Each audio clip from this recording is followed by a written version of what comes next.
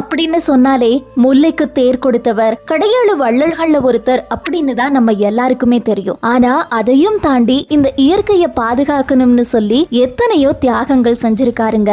அப்படிப்பட்ட இயற்கை வளத்தை கைப்பற்றணும் அப்படிங்கிறதுக்காக மூவேந்தர்களான சேர, சோழ, பாண்டியர்கள் பாரியின் மீது தனித்தனியா போர் நடத்தி பாரி கிட்ட தோத்து போறாங்க. இறுதியில மூவேந்தர்களும் இணைந்து பாரிய எதிர்க்கிறாங்க. மூவேந்தர்களையும் ஒரே சமயத்துல எதிர்கொண்டு எப்படி இயற்கையை மீட்டெடுக்கிறாரு பாரி அப்படிங்கறத ரொம்ப சுவாரஸ்யமா சு வெங்கடேசன் ஐயா அவங்க வேள்பாரி புத்தகத்துல எழுதியிருக்காரு. அவருடைய அனுமதியோட வேள்பாரி புத்தகத்தினுடைய காணொளி வடிவம் நம்ம சேனல்ல இருக்குங்க. கண்டிப்பா ஒவ்வொருத்தரும் படிக்க வேண்டிய, கேட்க வேண்டிய கதை தான் வேள்பாரி. மறக்காம கதை கேளுங்க.